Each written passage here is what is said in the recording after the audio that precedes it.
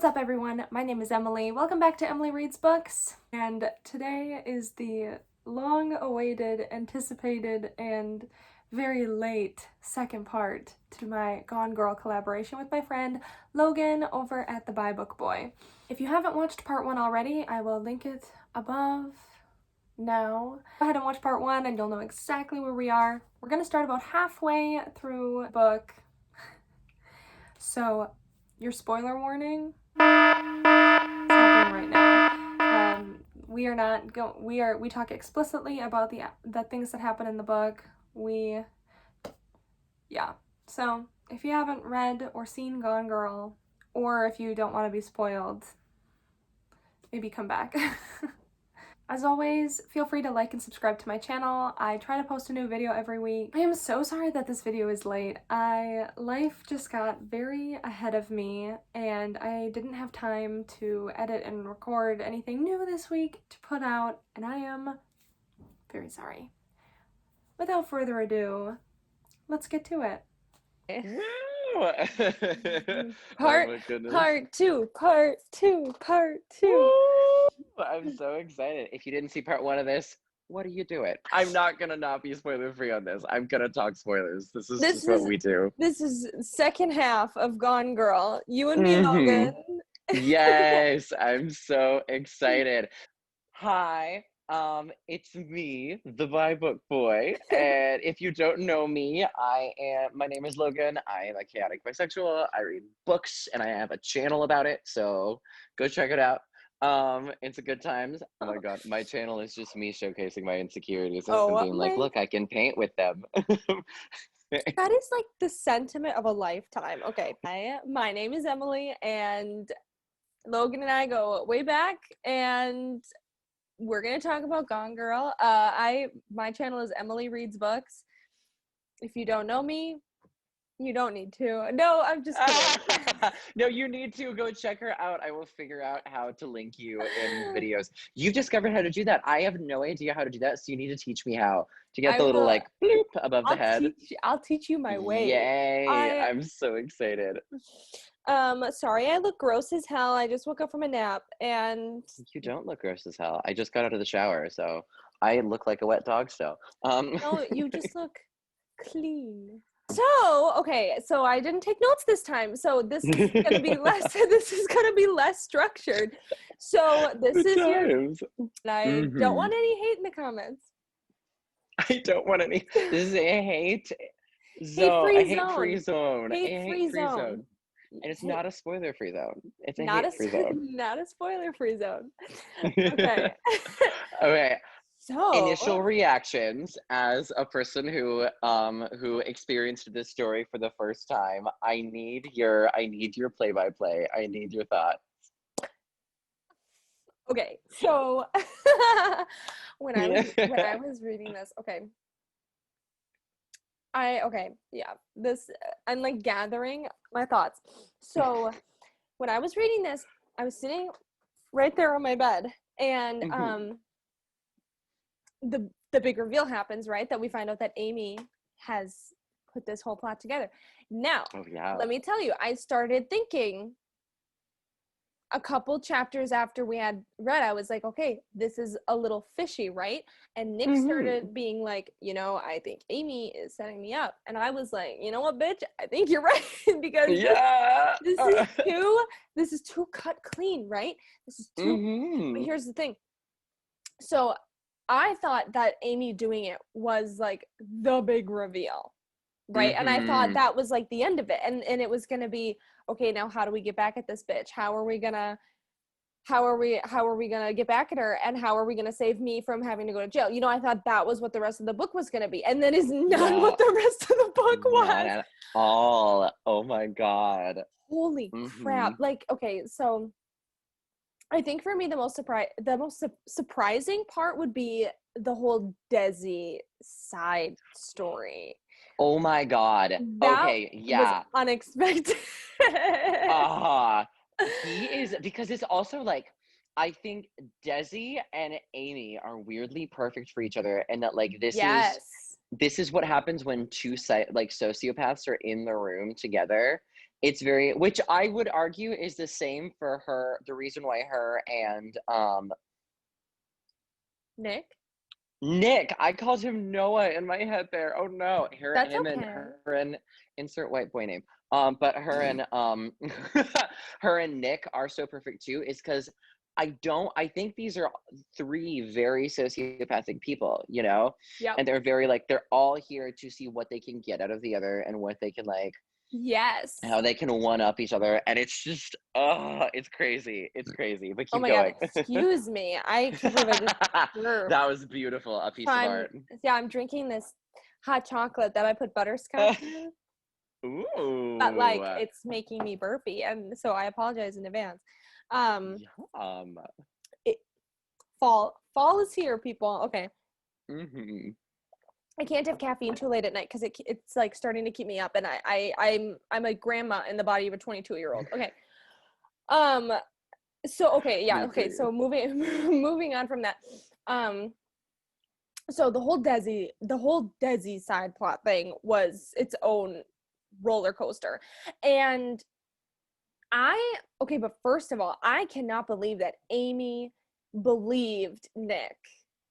Because yeah, here's the thing, she is so smart, and like the whole thing is that she has plotted this thing out from beginning to end, piece by piece, and she thought of freaking everything, right? Like mm-hmm. I was like reading back and like thinking back to things that she had done in advance to like put the blame on Nick.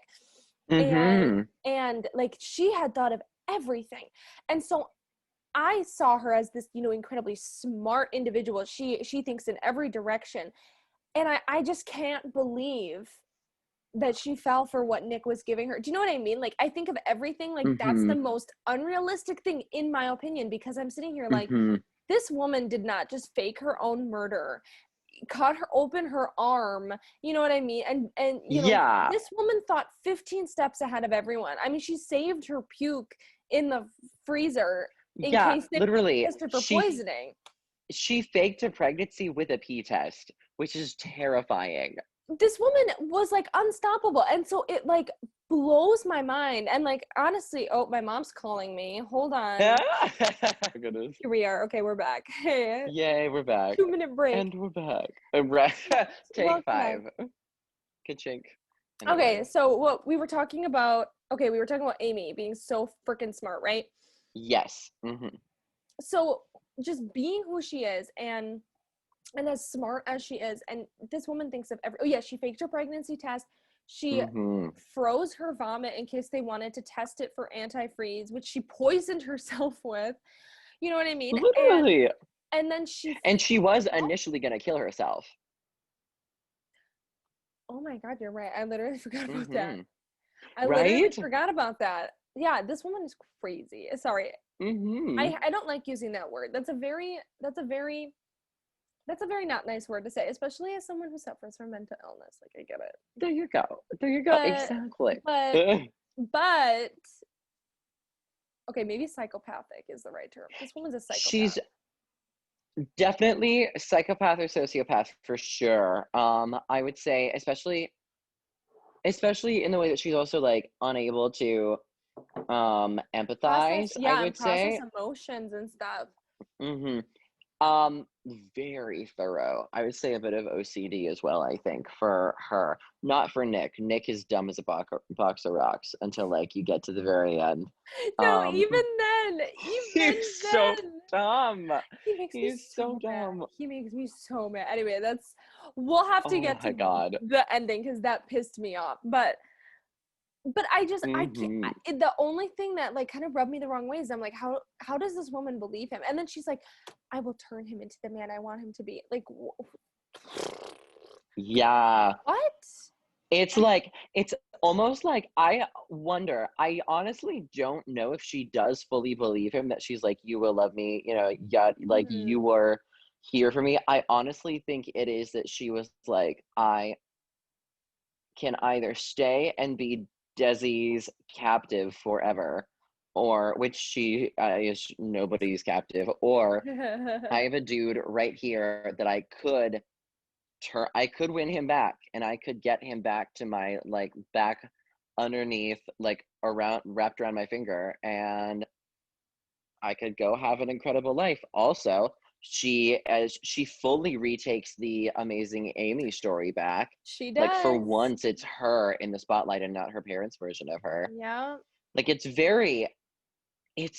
don't know. It's just, it's hard for me to trust any of them because none of them are reliable narrators. I agree.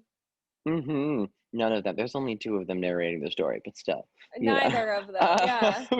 Uh-huh. They're both like, I can't even like describe it. I'm trying to think if there's anything else like in the second half that I'm totally like missing. That was like Well, a crazy plot twist. I was surprised at, like, I forgot how, like, how intensely weird Desi was. I kind of forgot that because he is very, He was kind of scary. oh, Like I know he people like that. I swear. Like, do I you know what I know, I mean? know, I do, I know. It's sad because you can place the Desi in your life. You're like, I know which one is like, not that someone who could be that sort of person, you Yeah, know. like who kind of has not those tendencies, but someone who, if given the right push, could be Mm-hmm. that kind of a person, which is kind of terrifying.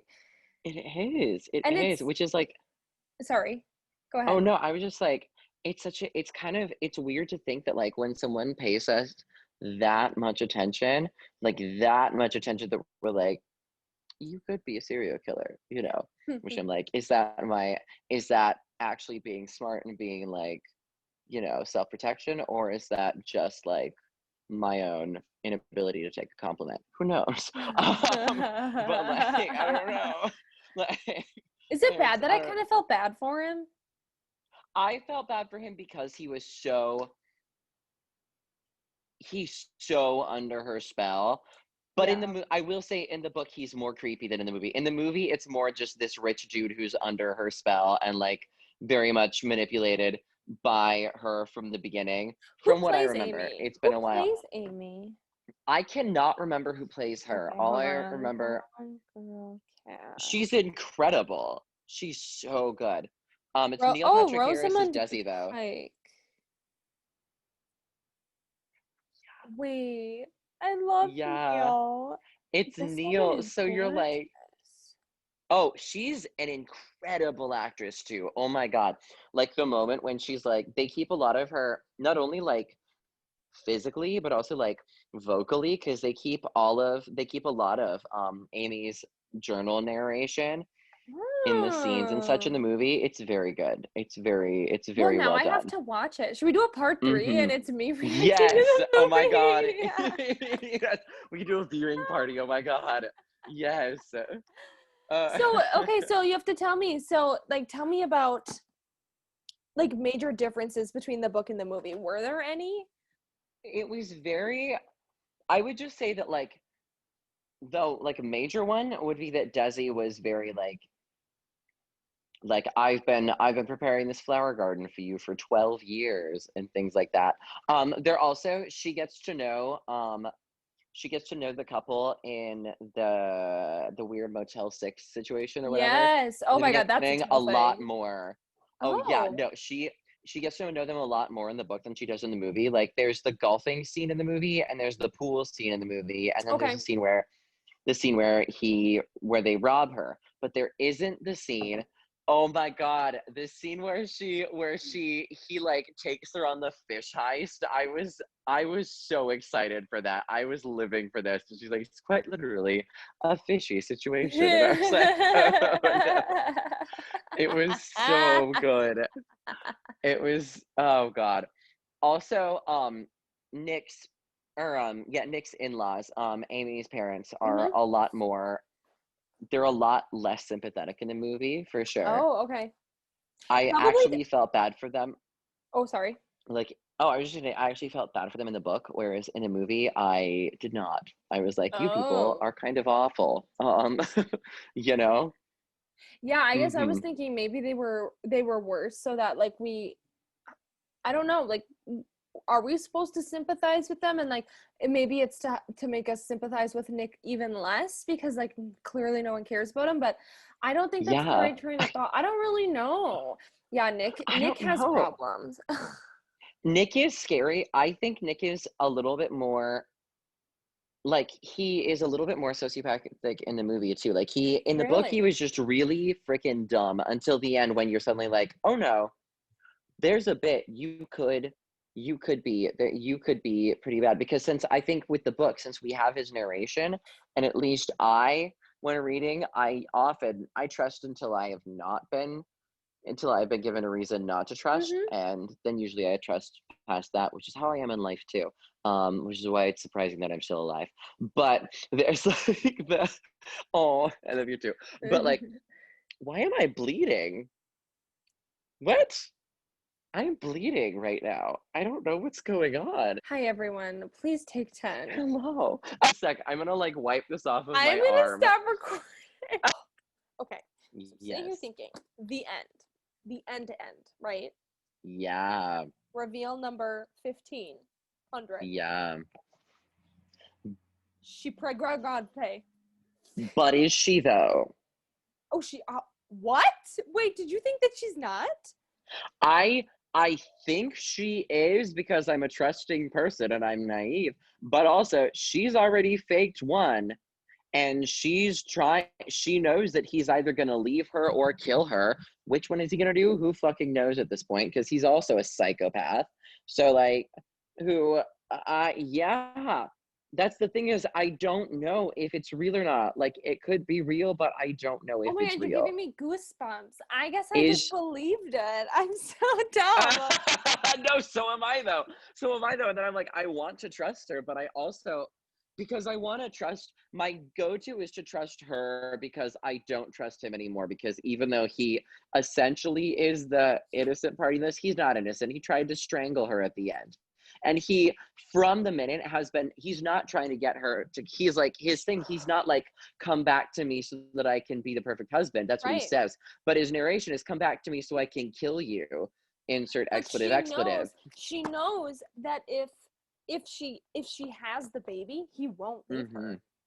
Yeah, true. And like, true. I don't know if he has thought about the fact, like, the kind of trauma that he would put their kid through if he killed the mom. Do you know what I mean? If he killed Amy.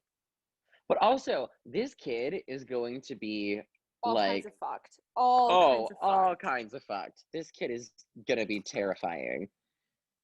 But I'm sitting here. Okay, so I'm reading this last page again. Yes. And Amy, she says, I don't have anything else to add. I just wanted to make sure I had the last word. I think I've earned that. Amy, you haven't earned a damn thing in your life. I know. It's so much.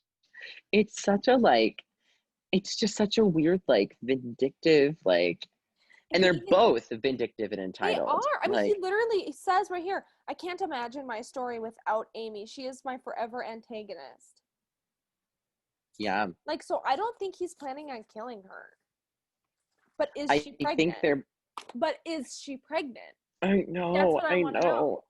I know. That's what I want to know. It's also, it's like, this is such a deep, like, the way that they fall in love with each other because they can mutually destroy each other but survive, is such a deep metaphor for, like, so many failed marriages in the world anyway, that I'm just like, I'm terrified of commitment now, even though I am committed, but you know.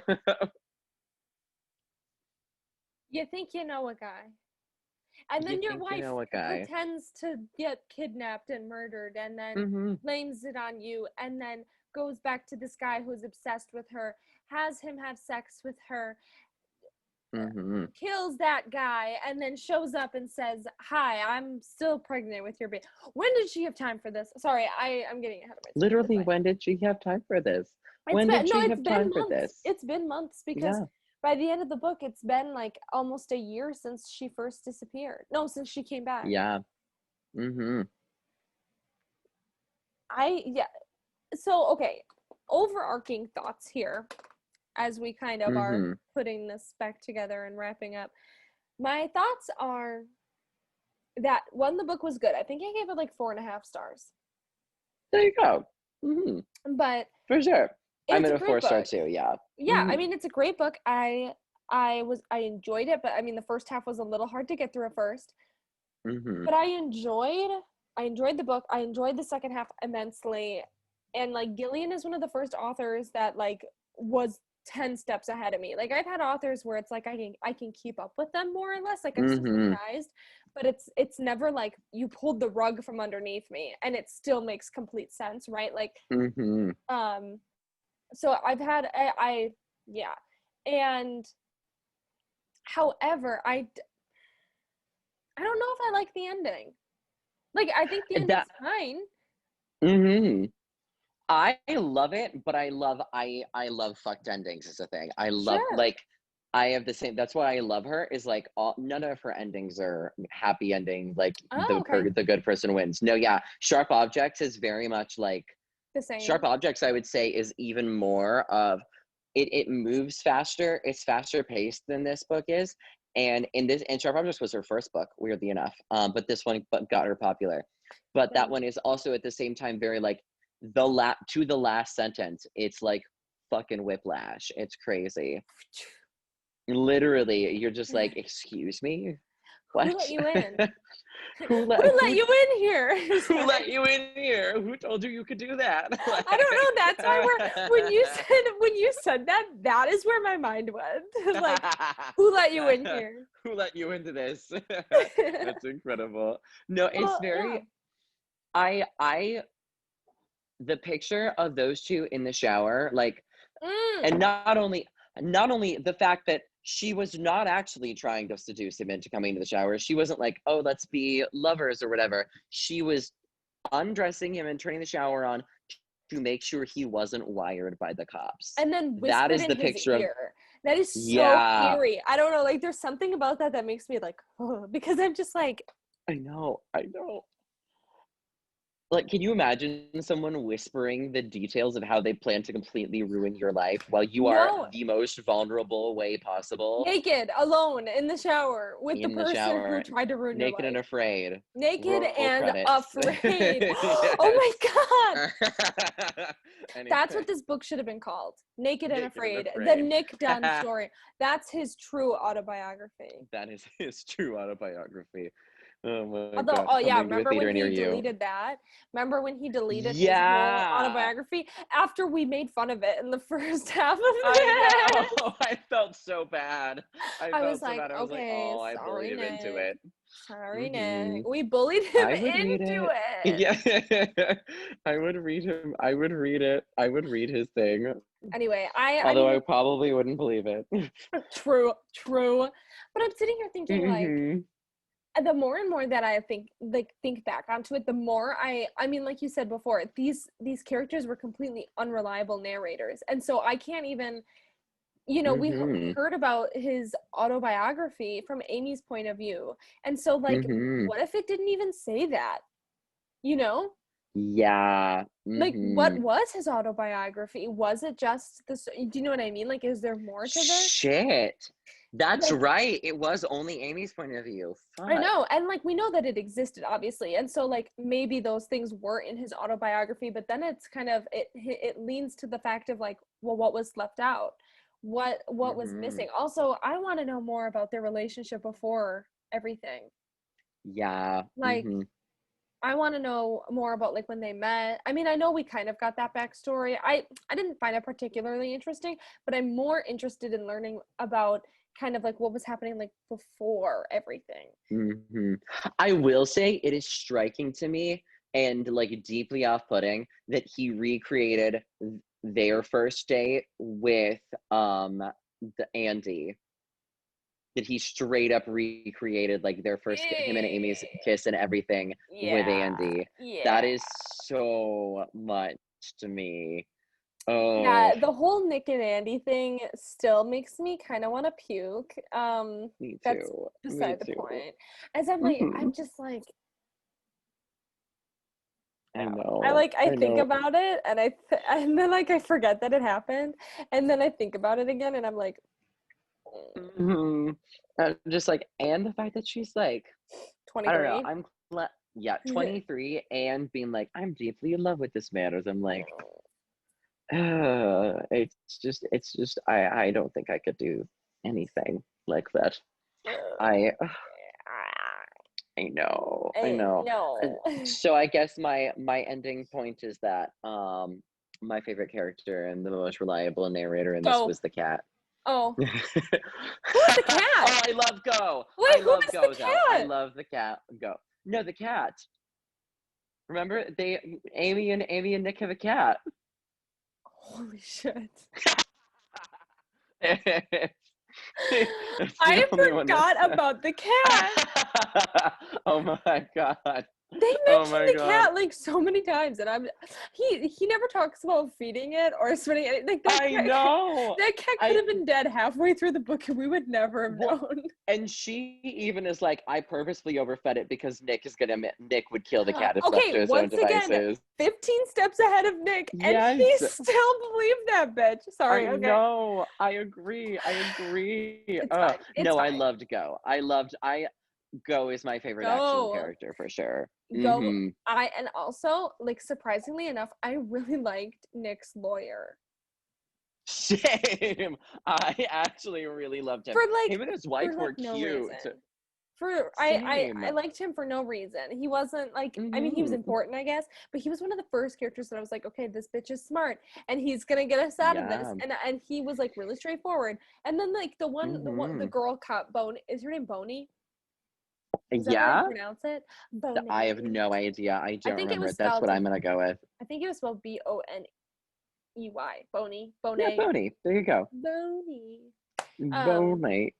But I liked her eventually too, but like a cab, but like, you know what I mean? Yeah, no, I feel. She was also very dumb. The cops were smarter in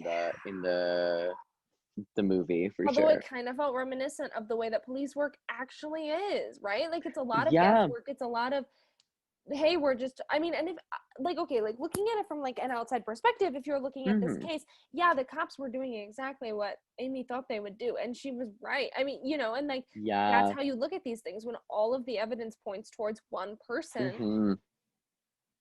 And of course you look at the husband first. It happened in his house. Yeah, of course.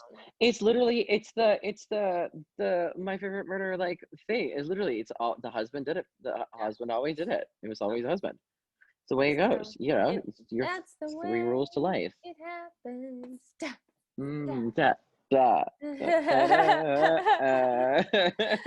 High kicks. My final thoughts are, make sure that you get psychoanalyzed before you procreate with anyone. Yes. Those are my parting thoughts. Make sure you psychoanalyze yourself. I'm just kidding. Don't do. I mean, do that, but like. Okay. Here's lots of therapy. I was just gonna say lock and key. I was just gonna say that. I was gonna say, okay, here's my parting thought. Go to therapy. I don't care if you're fine. I don't care if you are not neurodivergent or don't suffer from a mental illness. You're not fine. Go to therapy. Go to marriage counseling, and don't fake your own murder to get back at your husband because he isn't who you want him to be. Yes. And instead, work on yourself and your trauma. Thank you. Yes. Good night. We will be here all week. Gone Girl, aka a therapist's nightmare. Oh my god, I want a therapist to talk about this book. Dude, okay. There's gotta be. I wonder if someone has psychoanalyzed this book. I'm gonna sure. And I'll look it up. Sounds good. Okay. Oh my goodness. Logan, thank you so much for talking to me. Thank you. I miss you and I love you, and it's always so great to see your face. Yay, I love you so much. Thank you so much for watching. I hope you enjoyed. If you did, please like and subscribe to my channel. I try to post a new video every week. Thank you so much again for watching. I hope you have a wonderful rest of your day.